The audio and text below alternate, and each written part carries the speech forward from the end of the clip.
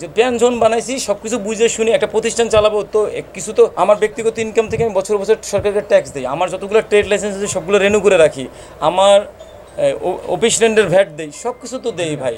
এবং আমি ডকুমেন্ট ছাড়া তো বসবো না।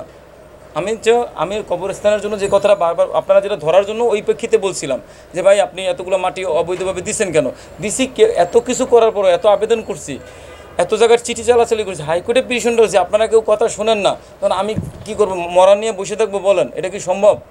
একটা মানুষ মরে গেছে, তারে নিয়ে তো যেভাবে হোক, গোপনে হোক আর সদরে হোক, মাটি তো দিতে হবে, সে তো দাপন কাপন পাওয়ার যোগ্য। দাদা, সকলকে বিশেষ অনুরোধ থাকবে আপনারা এটা চেক করে যাচাই বাছাই করেন। ওটা দাম সহ না কিসব, ওটা কোনো মেনটেন্যান্স খরচ, হ্যাঁ, ফুয়েল কস্ট সহ, তেল সহ, রিপেয়ার সহ, ফুয়েল কস্ট সহ। আর এই গাড়িগুলা আপনারা পার্কিং করেন আলাদা জায়গায়? হ্যাঁ, আলাদা জায়গায় পার্কিং কস্ট আছে, আলাদা কস্ট দেয়। আমরা আপনাকে বলি দাদা, আমরা যেখানে যেহেতু জায়গা খরচ করছি, আলাদা আলাদা কোন খাতে কয় টাকা খরচ হয় সেটার হিসাব আলাদা আলাদা করতেছি আমরা, একসাথে কোনো, কিন্তু অডিট রিপোর্টে টোটাল কস্টটা দেখাইছি। এখানে আমার কাজ শেষ, এখানে আপনারা আলাদা আলাদা খরচ দেওয়ার পরেও ব্রেকফাস্ট রাখছেন। আচ্ছা, তো আরেকটা আপনাদের এখানে ডেফিসিয়েন্সি ধরছেন, ডিপ্রিসিয়েশন ধরছেন হচ্ছে 30 লক্ষ টাকা। এটা কি কিসব?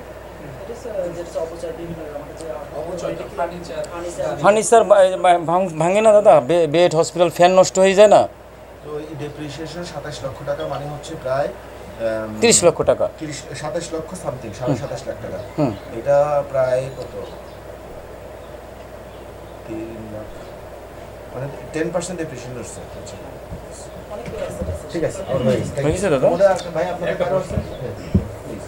ভাই আপনি তো বৃদ্ধাশ্রম চালান, তো আপনার কোনো পার্সোনাল কোনো ইনকাম সোর্স আছে কিনা, বা আপনার? আমার একটা বিজনেস আছে ভাই, Milton home care private limited নামে আমার একটা প্রতিষ্ঠান আছে। আমরা বয়স্কদের বাসাতে দেখাশোনা করি, সহজ কথায় বিত্তশালী যাদের অনেক বেশি টাকা পয়সা আছে, বাবা মারে সময় দেওয়ার সুযোগ পায় না, তাদের সাথে একটা চুক্তিতে যাই যে আপনার বাবা বা মারে আমরা দেখাশোনা করব সারাদিন সারা রাত, বিনিময়ে আপনি আমাকে টাকা দেবেন।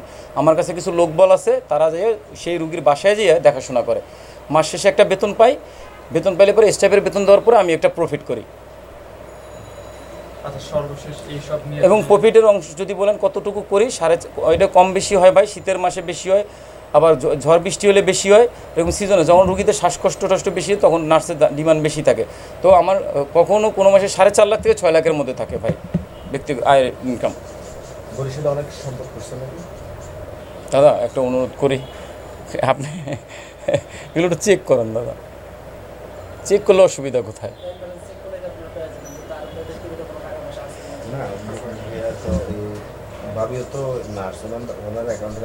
ভাই আপনারা অ্যাকাউন্ট দিব, সমস্যা কি? আর এখন একটা ফোন নাম্বার পাইলেই সব পাইয়ে যাওয়া যায়, ফোন নাম্বার পাইলেই সব পাইয়ে যায়। দাদা আর কোনো প্রশ্ন করবেন?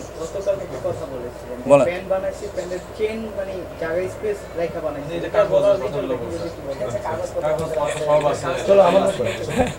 ভাই একটা প্রতিষ্ঠান চালাচ্ছি, কিছু তো ডকুমেন্টারি থাকবে, একবারে তো সব ভুয়া করা যাবে না। তারপর একটা কথা বলি, যদি আমি সব ভুয়াও করতে যাই, ভুয়া করি, কিভাবে করব?